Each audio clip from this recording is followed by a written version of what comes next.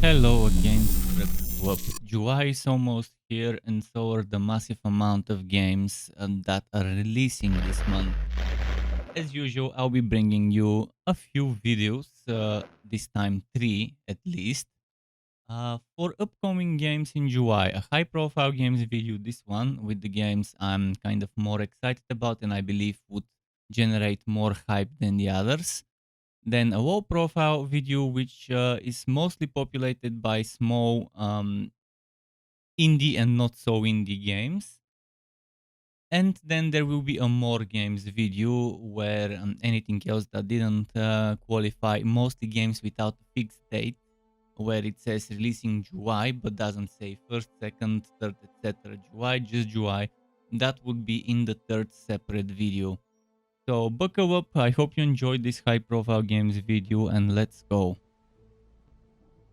The first high profile game is something I'm extremely excited about. It's not really a July release, it's June 30th release. I'm recording this on June 29th, but most likely this video will be released on June 30th, which would mean you would be able to get the game and play it. Alaloth, Champions of the Four Kingdoms. It's when the old school RPG design meets the new school RPG design. And by RPG, I mean action RPG. So it's got elements of Diablo in it, it's got elements of Baldur's Gate, it's got all sorts of things, but it's not a turn-based game. It's isometric indie, very violent at times game with hardcore combat system, unique hardcore combat system. You can customize your character by choosing different ways of power, classes and skills. You can explore, craft, gain reputation, unlock new quests, and there are 4 playable races: humans, elves, dwarves, orcs. 40 plus houses and clans to fight for, each with their own history. And you can start your legacy in the Four Kingdoms after the first playthrough. Yeah, there's also 12 memorable companions with their own backstories ready to join or fight you during your journey. So kind of like Baldur's Gate, Divinity Original Sin and so on, you have those companions. But it's also got that Diablo style combat. And yeah, it looks amazing. I can't wait to play it. I did apply on Keymailer and I also messaged the developers on Twitter. I hope I can get invited to try the game. So I can save up some money.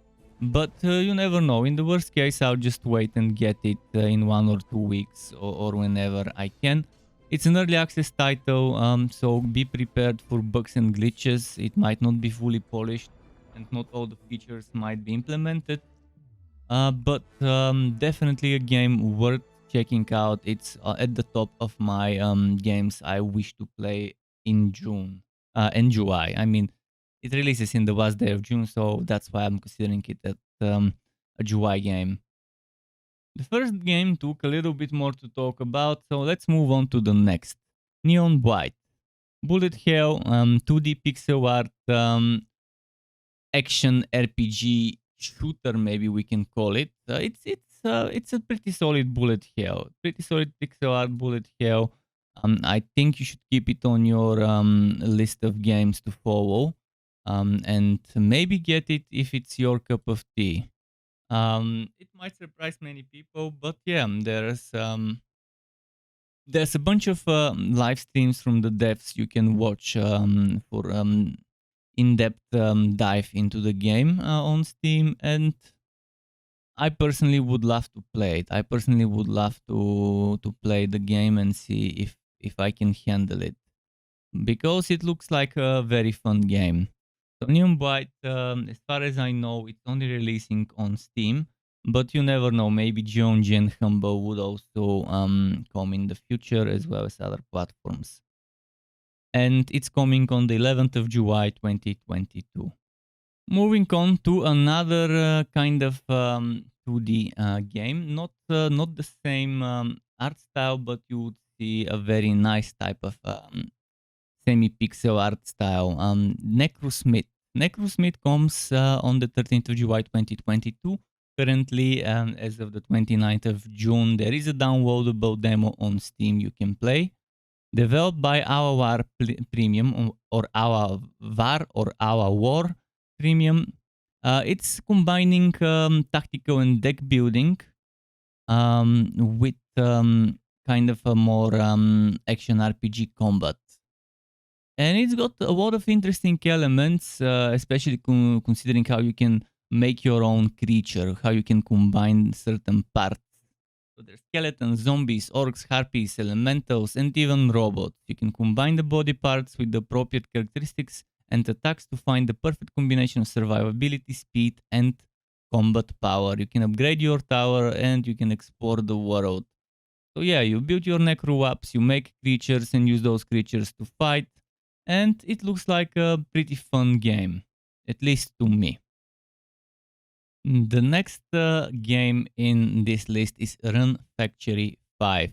So Rune Factory 5 is an interesting franchise, I guess, Rune Factory in general. Interesting new addition to the franchise. It's a little bit more cutesy, chibi JRPG, so it has a lot of in-depth, I guess, simulation and farming elements. But it still has action RPG combat, typical for modern JRPGs. It has a lot of story from what I can tell based on the trailers. And yeah, maybe the focus won't be as much on the combat, and it might have less percentages of combat in total compared to the other elements, but it seems like a nice addition. And it's strange how I've never heard of the Rune Factory franchise up until now. By the way, this is developed by Marvelous, also known as Xseed Games in the US and Marvelous USA and so on, which recently released the Deadcraft. If you have played it, I played it, I streamed the demo. So yeah, I think this game looks fun and cool, and if you like JRPGs, especially the modern kind where it's action RPG combat, you might love Rune Factory 5. Coming out on the 13th of June 2022. Next on the list is a game I played the demo of, and I was kind of impressed, but yet there were still things I wish were done differently and better. Whoop Mancer. Whoopmancer is a 3D platformer roguelite action game with realistic graphics that takes place in a cyberpunk universe. You play as a detective who comes back to life after an unexpected death and battle in this lifelike and futuristic city of the East. The things I really liked were the visuals. Things I didn't like, the roguelike element. I mean, sure, there were some things you keep as progress, but having to start over from the very beginning every time you die, regardless of how far I reached in the demo. Maybe it was just because it was a demo and there were no other checkpoints and stuff. But there were some other things, like the itemization system was kind of so-so, decent, but not the best I've seen, obviously, in a roguelite game. But I like that it's cyberpunk visuals. Visually, the game is beautiful, yes, but the performance of the demo was very bad. Running it on a 6 GB 1060. Obviously, I can't expect to run games well with a 7-year-old GPU. But I think that it wasn't just my GPU that was the problem. I think the game, at least the demo, needed some optimizations. Hopefully, the full game is better optimized. Yeah, 14th of July 2022, developed by eBrain Studio. You can download the demo and try it. In fact, download the demo and try it before you get the game, and you have 2 weeks until it releases. So, yeah, you might want to kill some time with the Whoopmancer demo up until then. Stonekeeper King Aurelius. This is the free prologue, I think. At least I think it will be. Yeah, free prequel to the main campaign. And the main campaign, you can look it up. The main campaign is called Stonekeeper. So you have Stonekeeper and then you have Stonekeeper King Aurelius. Stonekeeper King Aurelius is coming now. On the 14th of July 2022, developed by SK Team, published by Valkyrie Interactive. It's a turn-based atmospheric strategy RPG game, and it looks amazing. Maybe the optimization system is not the best out there, but there are a lot of good things about the game, and I think many of you out there who follow me, who have subscribed to my YouTube channel and watch my streams, would love it. I know there's a lot of turn-based game lovers out there, and I think this one is something you should keep an eye out on. Play it. It's gonna be free. Play this game, and if you like the King Aurelius prologue, prelude, prequel, then look forward to the full game, which is coming on the 12th of September 2022. When September comes, I will be making a video where the full Stonekeeper will be featured. But yeah, for now, we've got 2 weeks until King Aurelius arrives, and I personally will find some time to play it since it's free. I don't see a reason not to try. Now, here is a peculiar title, Raub Ritter. And the release date says on Steam wishlist before 15th of July. I decided to consider 15th of July as the release date, as the start for early access. It's strange because there's less than 2 weeks and no news. The last news is from the 20th of June, where they said over 20.5 thousand downloads of the demo. The demo is downloadable. You can play and download the demo on Steam right now. Developed by Medieval Bytes, published by Sartorian or Sartorian. It looks like a cool game, and by the way, it's from the same people who are working on a game I told you a long time ago about, Faratan.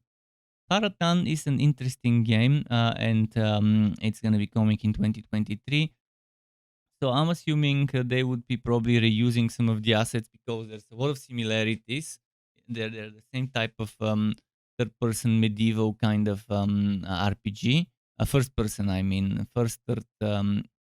They're the same type of 3D medieval RPG. So I think Raubritter is definitely worth keeping an eye out for. And definitely check the demo if you're interested in the game. Next up is a game that it's probably one of the most unique things. It's called Stray, developed by Blue 12 Studio. And you take control of a cat, third person, um, third person perspective, but you are a cat, a stray cat. Lost, alone, and separated from family, a stray cat must untangle an ancient mystery to escape a long forgotten cyber city and find their way home. So, sci-fi, cyberpunk, indie, and so on. It doesn't look like my cup of tea. It looks like there's gonna be too much story, too much narrative, and zero combat and looting. But I know some of you out there would love this game. Annapurna Interactive are the publisher. The last game from Annapurna I played, I really didn't like. But again, this one doesn't look like my cup of tea. But I know for the people who love the narrative-driven games where it's not about the combat and looting, but rather than the journey and the story. Some of you out there that enjoyed this would really enjoy that game. And I mean, it's the only game where you control a cat in such a way. So yes, Stray, 19th of July 2022.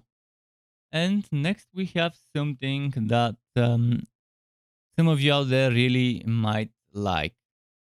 Night Hunt. It is a multiplayer 3v3 stealth action horror game where one team must defend their base and protect the radio antenna, while the other team tries to sneak in and steal it. As far as I understand, there is only one game mode right now. What this game could use is more game mode.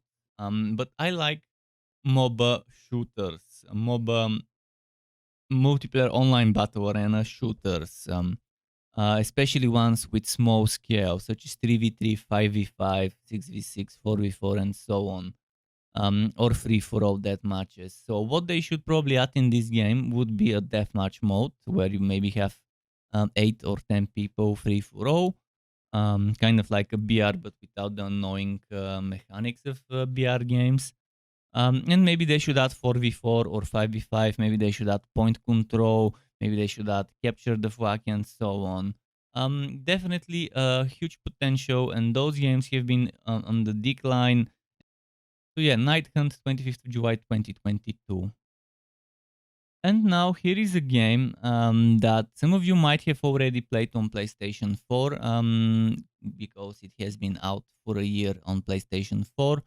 The Legend of Heroes Kuru no Kiseki.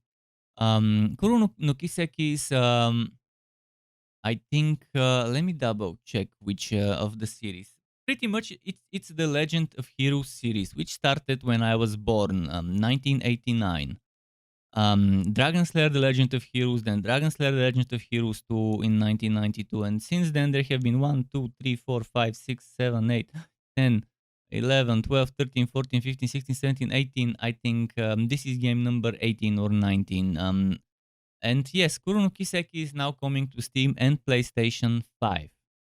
And later this year in September, there is going to be Kuru no Kiseki 2 Crimson Sin for PlayStation. Maybe next year for Steam.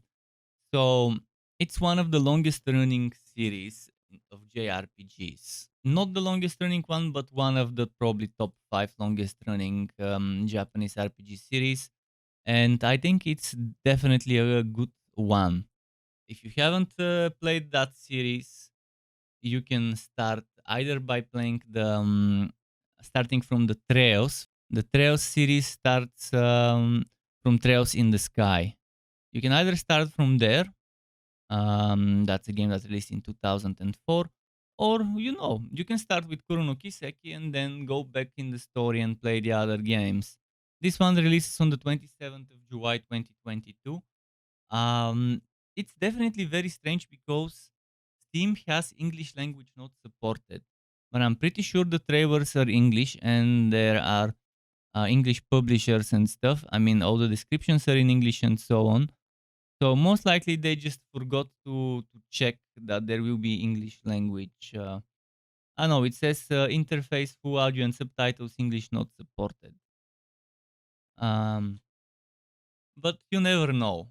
Keep it on your list. Follow it, add it to your wish list, and on the 27th of July, when the Legend of Heroes Kuru no Kiseki comes, you can check whether English support has been added to the Steam page or not. To get notified when I upload more content like this one or other builds and guides for Wooter and not so Wooter games, you can subscribe to my channel and hit that bell button to not miss out on notifications. As well as keep in mind there's something called memberships on YouTube, which lets you be a paying member for my channel to get access to perks such as emotes and badges made by me, as well as the option to get one-on-one tutoring for the very basics of Adobe Photoshop, Premiere and After Effects. And memberships can be cancelled at any time if you no longer want to be a member. Thanks for watching all the way until the end. Struck Web, keep it cool until next time, and goodbye.